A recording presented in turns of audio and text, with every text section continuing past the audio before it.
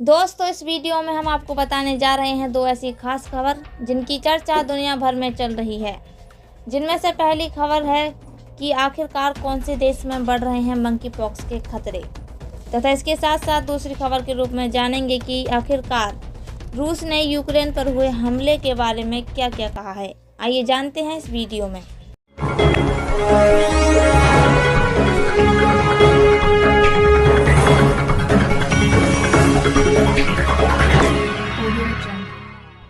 नमस्कार दोस्तों, स्वागत है आपका हमारे ग्लोबी न्यूज़ में। देश विदेश की सभी खबरों की जानकारी पाने के लिए आप हमारे चैनल को कर सकते हैं सब्सक्राइब। दोस्तों, सबसे पहले बात करेंगे पहली खबर की, जो कि मंकी पॉक्स को लेकर है। विश्व स्वास्थ्य संगठन ने तेजी से बढ़ते मंकी पॉक्स के मामलों के मद्देनजर चर्चा करने के लिए विशेषज्ञों की एक आपातकालीन बैठक बुलाने का फैसला किया है।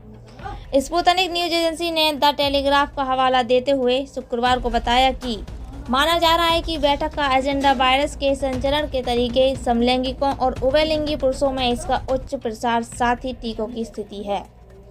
मई की शुरुआत से United kingdom, Spain, Belgium, Italy, Australia और कनाडा सहित दुनिया भर के कई देशों में मंकी पॉक्स के मामले देखे गए हैं।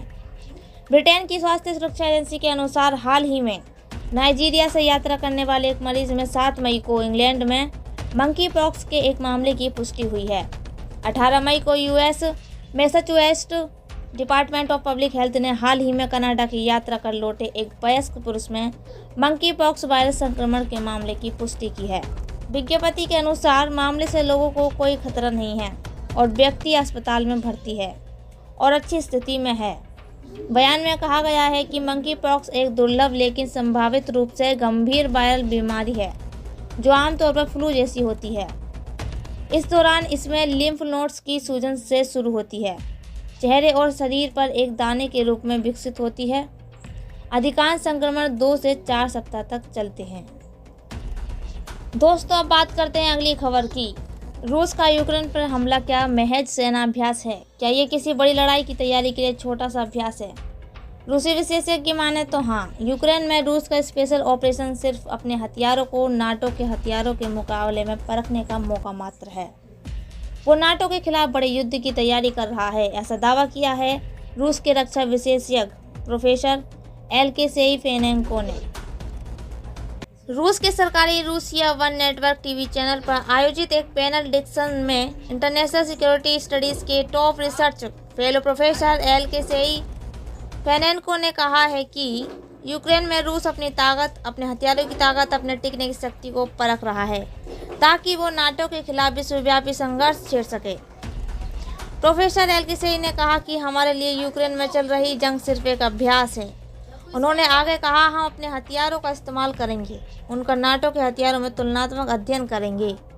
हम सीधे युद्धभूमि में ही देख रहे हैं कि हमारे हथियार नाटो के हथियारों की तुलना में कितने शक्तिशाली हैं। ये भविष्य के संघर्षों के लिए सीखने समझने के मौके की तरह है।